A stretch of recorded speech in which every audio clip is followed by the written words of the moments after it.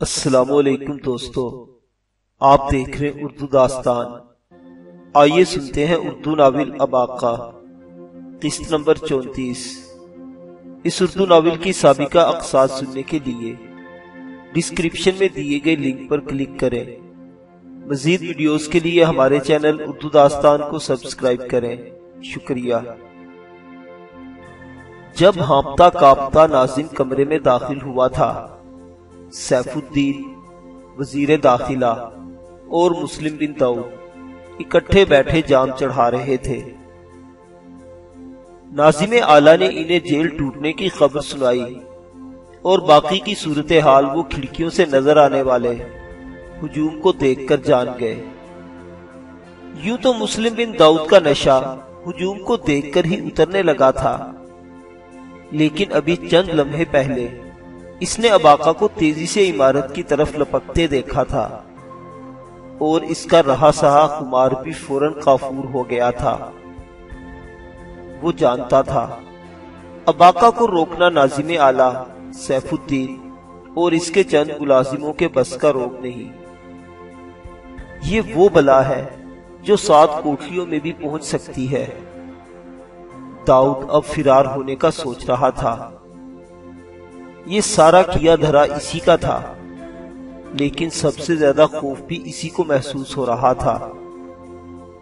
موقع دیکھ کر وہ کمرے سے نکلا اور بوکھلایا ہوا ادھر ادھر گھومنے لگا۔ اسے سمجھ نہیں آ رہی تھی یہاں سے نکلے کیسے۔ اچانک اسے ایک روزن سے کسی کے چیخنے کی آواز آئی۔ کمرے کو باہر سے کنڈی لگی ہوئی تھی۔ وہ دروازہ کھول کر اندر داخل ہوا تو ایک نوجوان عورت دکھائی دی۔ اس کے دونوں ہاتھ ایک رسی سے جکڑ کر چھت سے باندھ دیے گئے تھے۔ عورت کے جسم پر پھٹا پرانا لباس تھا اور لگتا تھا وہ کئی دن کے فاقے سے ہے۔ اگر داؤد کا اندازہ غلط نہیں تھا تو یہ سیف الدین کی پہلی بیوی تھی۔ اسے معلوم تھا کہ سیف الدین کی پہلی بیوی بڑی ذلت کی زندگی گزار رہی تھی۔ وہ اپنی خادمہ سوکن کے جوتے صاف کرتی ہے اور اس سے پٹتی بھی ہے۔ عورت مسلم بن داؤد کو دیکھ کر زور زور سے رونے لگی۔ وہ پوچھ رہی تھی اس گھر میں کیا ہو رہا ہے؟ یہ لوگوں کی آوازیں کیسی ہیں؟ سب لوگ کہاں چلے گئے ہیں؟ کوئی مجھے کچھ بتائے۔ مسلم بن داؤد نے کہا، گھر پر کچھ لوگوں نے حملہ کر دیا ہے۔ وہ تمہارے خامد کو مارنا چاہتے ہیں۔ ہائے اللہ! عورت کے منہ سے بے ساختہ نکلا، کیا تم مجھے کھول سکتے ہو؟ مسلم بن داؤد کو بھلا کیا اعتراض ہو سکتا تھا؟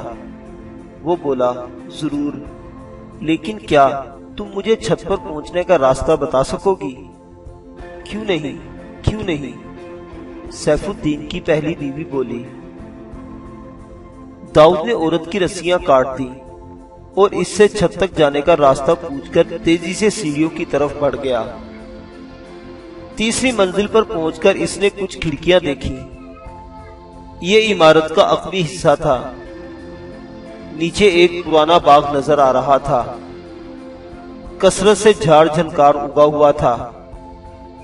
لگتا تھا قوام الدین نے اپنی زندگی میں اس کی طرف توجہ نہیں دی۔ اب شاید سیف الدین اسے ٹھیک کرنے کی فکر میں تھا۔ ایک جانب کھاد کا بڑا ڈھیر نظر آ رہا تھا۔ مویشیوں کا گوبر، انسانی فضلہ، کوڑا کرکٹ، سب کچھ اس میں شامل تھا۔ لیکن مسلم بن داؤد اس ڈھیر کو ایسی للچائی ہوئی نظروں سے دیکھ رہا تھا جیسے یہ پھولوں کا انبار ہو، اور واقعی اباقہ کا سامنا کرنے سے اس گندگی میں کودنا اس کے لیے کہیں احسن تھا۔ اس نے کھڑکی سے ایک ٹانگ نیچے لٹکائی اور خوفزدہ نظروں سے بلندی کا جائزہ لینے لگا۔ وہ تیسری منزل پر تھا۔ ایک ہی اس کی گیگی بند گئی۔ اس نے کبھی بلندی سے چھلانگ نہیں لگائی تھی، لیکن پھر اباقہ کا چہرہ اس کی نگاہوں میں گھوما اور اس نے ہلکی سی چیخ کے ساتھ کھڑکی چھوڑ دی۔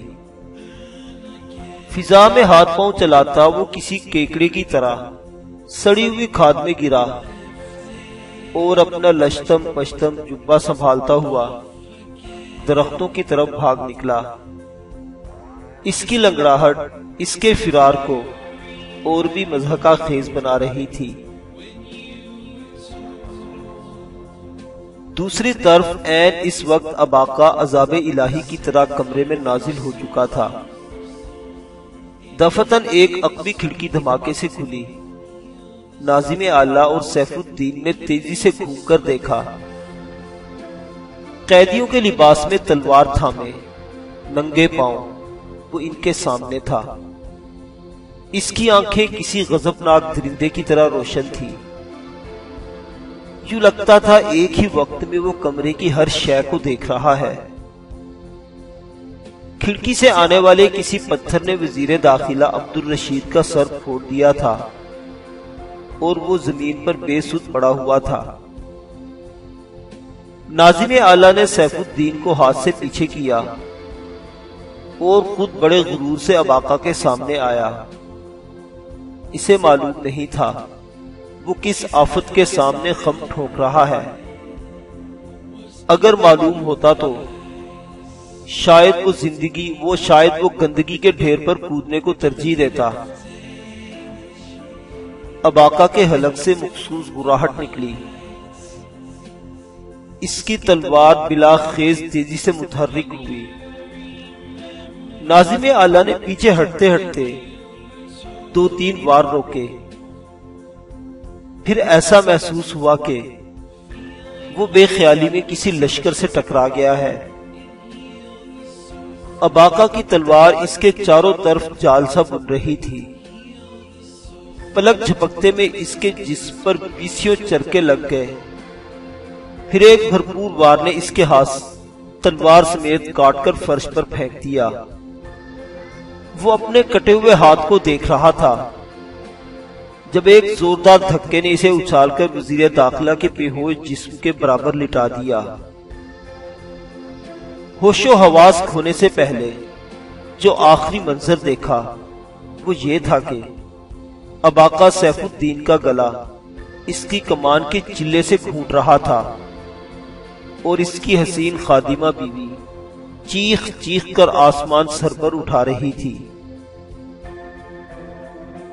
بدبخت رئیس زادے! اباقہ کی بھاری آواز کمرے میں گونجی۔ جا اپنے باپ کے پاس اور اسے اپنا کالا چہرہ دکھا، جا۔ وہ زور سے چیخا اور کمان کا چلہ سیف الدین کی شاہرگ پر کسنے لگا۔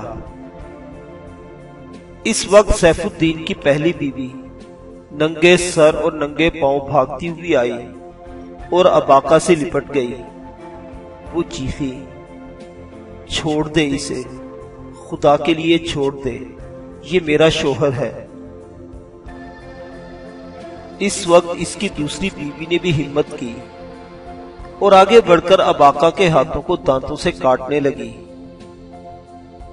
دونوں عورتیں اباقہ سے چمٹی ہوئی تھی اور اباقہ نے سیف الدین کو دبوچ رکھا تھا۔ اس دوران اسد اللہ بھی ایک ٹوٹی ہوئی کھڑکی کے راستے کمرے میں داخل ہو گیا۔ اس نے پلک جھپکتے میں سیف الدین کے ایک ملازم کو ہلاک کر دیا اور باقی 2 کو بے بس کر کے ایک کونے میں اوندھا لٹا دیا۔ عورتوں کی جدوجہد بڑی تو اباقہ نے سیف الدین کی گردن پر گرفت ڈھیلی کر دی۔ پھر اس نے پوچھ سے اسے دھکا دیا اور وہ لڑکھڑاتا ہوا دیوار سے جا ٹکرایا۔ اب وہ سہمی ہوئی نظروں سے اباقہ اور اسد کی طرف دیکھ رہا تھا۔ اباقہ بولا، اپنے باپ کے قاتل، چاہیے تو یہ تھا کہ تجھے تیرے ساتھیوں سے پہلے مارا جاتا، لیکن شاید تیری سانس ابھی باقی ہے۔ جا چلا جا، اس سے پہلے کہ میں تیرا یہ عشرت کدہ جلا کر راکھ کر دوں، یہاں سے نکل جا اور اپنی بیوی کو بھی لیتا جا۔ سیف الدین نے جلدی سے اپنی ایک اتری ہوئی جوتی پہنی۔ اس کی خادمہ بیوی نے آگے بڑھ کر اس کا بازو پکڑ لیا۔ وہ اسے لے کر بیرونی دروازے کی طرف لپکا۔ اباقہ گہری نظروں سے منظر دیکھ رہا تھا۔ اس کی ساکت آنکھوں سے ایک اسرار جھانک رہا تھا۔ چہرہ پتھر کی طرح سخت تھا۔ جب سیف الدین دروازے کی دہلیز پر پہنچا، اباقہ کی کرخت آواز گونجی، ٹھہر جا بدبخت۔ سیف الدین اور اس کی بیوی نے سرد چہروں سے گھوم کر اسے دیکھا۔ اباقہ کے ہونٹوں پر ایک زہر خند مسکراہٹ نمودار ہوئی۔ وہ تلوار سونت کر بآہستگی ان دونوں کی طرف بڑھا۔ اسد کے رونگٹے کھڑے ہو گئے۔ کتنی سفاکی تھی اس کے انداز میں۔ وہ جان چکا تھا اباقہ ان دونوں کو نہیں چھوڑے گا۔ اس نے اپنے سیدھے سادے انداز میں سیف الدین کا امتحان لیا تھا۔ اس بیوقوف کو موت سامنے دیکھ کر بھی عقل نہیں آئی تھی۔ اسد جانتا تھا اگر کمرے سے نکلتے وقت اس کے ساتھ اس کی پہلی بیوی ہوتی تو اباقہ انہیں کچھ نہ کہتا۔ وہ خوفناک انداز میں چلتا ہوا ان دونوں کے سر پر پہنچا۔ اس کی آنکھیں شعلے اگل رہی تھی۔ نہیں، تم اسے نہیں مار سکتے۔ سیف الدین کی خادمہ بیوی چلائی اور بازو پھیلا کر سیف الدین کے آگے کھڑی ہو گئی۔ شاید وہ سمجھ رہی تھی کہ اباقہ کا دل پھر پسیج جائے گا، لیکن ایسا کچھ نہیں ہوا۔ اباقہ چند لمحے قہر آلود نظروں سے دونوں کو دیکھتا رہا۔ دونوں آگے پیچھے کھڑے تھے۔ پھر اس کی تلوار متحرک ہوئی، پہلے اس مکار خادمہ کے پیٹ میں اتری، پھر سیف الدین کے پیٹ میں گھس گئی۔ کمرہ دل دوست چیخوں سے گونج اٹھا۔ ایک ہی وار میں دونوں میاں بیوی جہنم واصل ہو چکے تھے۔ سیف الدین کی پہلی بیوی یہ منظر دیکھ کر تیورا کر گر پڑی۔ وہ بے ہوش ہو چکی تھی۔ اباقہ نے ایک جھٹکے سے خونالود تلوار نکالی اور بے ہوش وزیر خارجہ کی طرف بڑھا۔ اس کے انداز سے ظاہر تھا کہ وہ اس کا سر قلم کر دے گا۔ نہیں اباقہ، اسد اللہ پکارا، اسے کچھ نہ کہنا ورنہ ہم سب مشکل میں پڑ جائیں گے۔ اباقہ کے بڑھتے ہوئے قدم رک گئے۔ اس وقت اس کی نگاہ کھڑکی سے نظر آنے والے مشتعل ہجوم کی طرف اٹھ گئی۔ دفتن اسے کوئی ایسی چیز نظر آئی کہ وہ اپنی جگہ جامد کھڑا رہ گیا۔ اس کی تمام حسیات صرف اور صرف آنکھوں میں سمٹ آئی تھی۔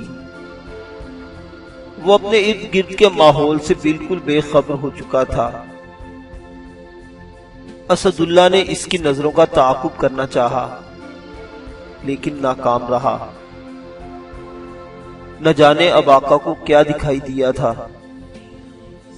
جب اس نے واپس اباقہ کی طرف دیکھا تو وہ وہاں موجود نہیں تھا۔ دروازے کا جھولتا ہوا پردہ بتا رہا تھا کہ کوئی ہوا کی طرح کمرے سے نکل گیا ہے۔ اباقہ نے روشن دان کے چھجے سے لٹک کر چھلانگ لگائی اور سیدھا سڑک پر آیا۔ پاؤں زمین پر ٹکتے ہی وہ سیدھا کھڑا ہوا اور ہجوم کی طرف بھاگا۔ ابھی چند لمحے پہلے اسی ہجوم میں ایک مانوس چہرہ دکھائی دیا تھا، بلکہ کہنا چاہیے کہ اس چہرے کی صرف ایک جھلک دکھائی دی تھی۔ اباقہ کے ذہن میں یک بار کی قندیلے سی روشن ہو گئی۔ وہ اس چہرے کو جانتا تھا، کہیں نہ کہیں اس نے یہ چہرہ ضرور دیکھا تھا۔ پھر اباقہ کے جسم میں سنسنی سی دوڑ گئی تھی۔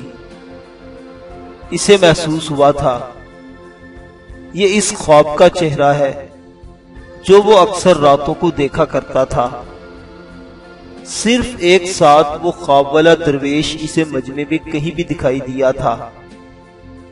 اباقہ نے مشینی انداز میں کمرے کا پردہ اٹھایا اور باہر نکل آیا تھا، اور اب وہ ہجوم کی طرف بھاگ رہا تھا۔ قریبی گھری ہوئی 6 لاشوں کے پاس سے گزر کر وہ ہجوم میں گھس گیا اور دیوانوں کی طرح اس چہرے کو تلاش کرنے لگا۔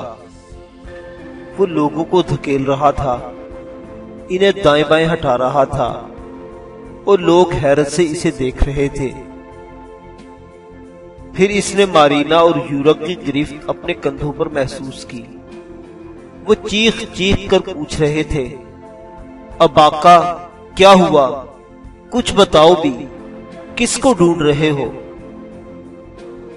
اباقہ انہیں نظر انداز کرتا ہوا ہجوم میں آگے بڑھتا رہا، لیکن انسانوں کے اس سمندر میں گوہر مطلوب اسے ہاتھ نہیں آیا۔ اب وہ ہجوم کی دوسری طرف نکل آیا۔ دجلہ کا پل سامنے نظر آ رہا تھا۔ اباقہ نے پل کی طرف دیکھا اور ٹھٹک گیا۔ امن و امان بحال رکھنے کے لیے بغداد انتظامیہ حرکت میں آ گئی تھی۔ کم و بیش 150 مسلح سپاہی ایک کماندار کے ساتھ پل کی طرف بڑھ رہے تھے۔ ان کے عقب میں گھڑ سوار سپاہیوں کی ایک اور ٹولی نظر آ رہی تھی۔ یورک نے اباقہ کا کندھا دباتے ہوئے کہا، جنگلی تیرے سسرال والے آ گئے ہیں، ابل سنبھل ذرا۔ اباقہ اور مارینا کی نگاہیں بھی تشویش کا اظہار کر رہی تھی۔ پھر جیسے اباقہ ہوش میں آیا اور مارینا کا ہاتھ تھام کر واپس سیف الدین کے گھر کی طرف لپکا۔ یورک نے بھی اس کا ساتھ دیا۔ اب بہت سے دوسرے لوگ بھی پیش قدمی کرتے ہوئے دستوں کو دیکھ چکے تھے۔ ان میں بھگدڑ کے آثار نظر آنے لگے، لیکن ہجوم میں کچھ سرپیرے ایسے بھی تھے جو بھاگنے کی بجائے فلک شگاف نعرہ زنی کر رہے تھے۔ ان لوگوں نے اباقہ اور یورک اور مارینا کے گرد گھیرا ڈال رکھا تھا۔ وہ چلا چلا کر کہہ رہے تھے، ہم ان بے گناہوں کو جیل میں نہیں جانے دیں گے، نہیں جانے دیں گے، نہیں جانے دیں گے۔ ہاتھ بلند ہو رہے تھے، مکے لہرا رہے تھے۔ دیکھتے ہی دیکھتے گھڑ سوار دستوں نے پل پار کر کے سیف الدین کے گھر کے سامنے صف باندھ لی۔ صورتحال کی سنگینی دیکھ کر زیادہ تر لوگ تتر بتر ہو گئے۔ صرف 200-250 کے قریب افراد اباقہ، مارینا، یورک اور اسد کے گرد جمع تھے۔ کماندار گھوڑا بڑھا کر آگے آیا اور بلند آواز سے بولا، جیل سے بھاگے ہوئے قیدیوں کو پناہ دینا ایک سنگین جرم ہے۔ آپ سب لوگ پیچھے ہٹ جائیں تاکہ خلیفہ کے حکم کے مطابق مجرموں کو گرفتار کیا جائے۔ ابھی کماندار کا فقرہ پورا نہیں ہوا تھا کہ ایک پتھر اس کی چھاتی پر لگا اور وہ گھوڑے سے الٹتے الٹتے بچا۔ تکلیف کی شدت سے وہ دوہرا ہو گیا۔ اس کا ایک ہاتھ سینے پر تھا، دوسرے ہاتھ سے اس نے مسلح گھڑ سواروں کو آگے بڑھنے کا حکم دیا۔ گھڑ سوار اشارے کے منتظر تھے۔ وہ بڑے بڑے کوڑے لہراتے مظاہرین پر چھپٹے۔ کچھ نے تلواریں نیام سے باہر کی اور کچھ نیزوں کی انیاں چمکانے لگے۔ نہتے لوگوں نے جب سپاہیوں کا غیظ و غضب دیکھا تو پسپا ہو گئے۔ کچھ لوگ کوڑے کھا کر بغلی گلیوں میں بھاگے۔ سپاہیوں نے دور تک ان کا تعاقب کیا، لیکن اس مشکل وقت میں بھی نوجوانوں کی ایک ٹولی اباقہ وغیرہ کے ساتھ رہی۔ آخر اباقہ یورق اور اسد کوئی 50 نوجوانوں کے ساتھ سیف الدین کے گھر میں گھس گئے۔ اسد نے جلدی سے ہاتھ بڑھا کر بلند و بالا آبنوسی دروازہ بند کر دیا۔ اباقہ اور یورق بھاگتے ہوئے تیسری منزل پر پہنچے۔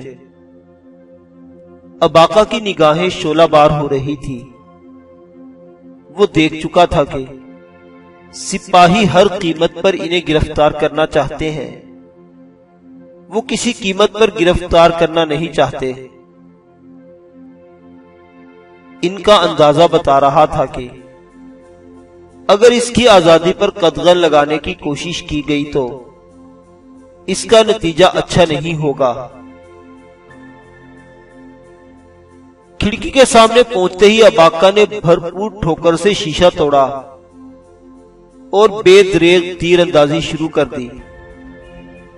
یورق نے بھی اس کا ساتھ دیا۔ عمارت کے سامنے جمع ہونے والے سپاہیوں کا آج تک بغداد کے کمزور دل مظاہرین سے واسطہ پڑا تھا، جو یا تو مناظرے سننے والے ہوتے تھے یا فرقہ وارانہ بلووں میں حصہ لینے والے۔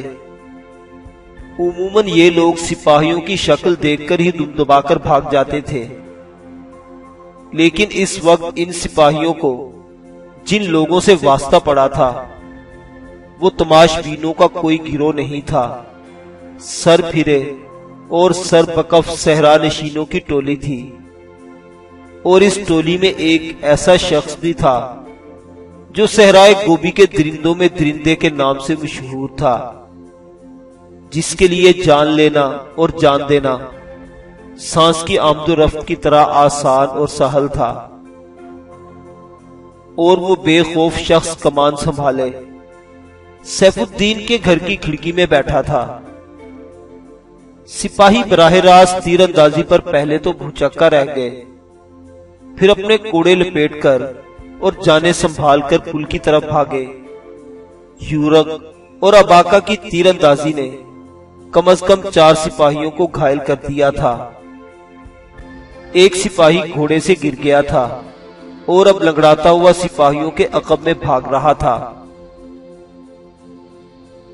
سپاہیوں نے پل کے عین اوپر پہنچ کر دم لیا، اور ایسا کر کے انہوں نے یقیناً عقل مندی کا ثبوت دیا تھا، کیونکہ اگر وہ ایسا نہ کرتے تو کھلی جگہ میں عمارت سے برسنے والے تیر انہیں تمام فرائض منصبی سے فارغ کر دیتے۔ وہ جانتے تھے کہ جان ہے تو جہان ہے، اور دینار بھی ہے، اگر جان نہیں تو جہان نہیں، تنخواہ دینار کچھ بھی نہیں۔ پل پر پہنچ کر سپاہیوں نے پھر سنبھالا لیا، پیچھے سے کچھ اور کمک بھی پہنچ گئی۔ کماندار نے گہری نظروں سے صورتحال کا جائزہ لیا۔ ایک دستے کو فوراً چکر کاٹ کر عمارت کے اطراف میں پھیلنے کا حکم دیا گیا۔ باقی نفری کو ایک جگہ جمع کر کے نئی ہدایات دی گئی۔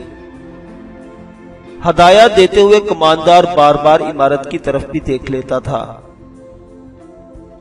صورتحال نازک ہونے کے باوجود اس کی آنکھوں میں گہرا اطمینان تھا۔ کچھ بھی تھا، مجرموں کا بچنا اب ناممکن تھا۔ انہوں نے خود اپنی موت پر مہر لگائی تھی۔ کماندار جانتا تھا اگر اتنی نفری مجرموں پر قابو پانے میں ناکام رہی تو اتنی اور نفری پہنچ جائے گی۔ ان 4 قیدیوں کو گرفتار کرنے کے لیے وہ 4000 یا 40,000 افراد کی خدمات بھی حاصل کر سکتا تھا۔ اس کا اطمینان قابل فہم تھا۔ وہ جانتا تھا ابھی تھوڑی دیر بعد قیدی اس کے سامنے ہتھیار پھینک کر ہاتھ اٹھا دیں گے، لیکن اسے انہیں معاف نہیں کرنا تھا۔ ابھی تھوڑی دیر پہلے وزیر اعظم کا اہلکار خاص اس کے پاس پہنچا تھا۔ اس نے وزیر اعظم کا حکم پہنچایا تھا کہ قیدیوں کو حراست میں لینے کی کارروائی کے دوران انہیں ہلاک کر دیا جائے۔ خاص طور پر اس جنگلی نوجوان اور اس کی خوبرو ساتھی لڑکی کو نہیں بچنا چاہیے۔ کماندار اس کا مطلب بخوبی سمجھتا تھا۔ وزیر اعظم ایک بہت بڑے مسئلے کو جڑ سے ختم کرنا چاہتا تھا۔ لڑکے اور لڑکی کو رہا کرنے کا مطالبہ بغداد کے لوگ کر رہے تھے اور اسے قراقرم لے جانے کی خواہش منگول سفیر ظاہر کر چکے تھے۔ کسی کی بات بھی ماننے جانے کی صورت میں دوسرا فریق ناراض ہو سکتا تھا۔ واقع اس کا بہتر حل یہی تھا کہ اس افراتفری میں قیدیوں کو آزاد کر دیا جائے، یعنی زندگیوں سے آزاد کر دیا جائے۔ نہ قاضی، نہ عدالت، نہ دعویٰ، نہ جواب دعویٰ، خس کم جہاں پاک۔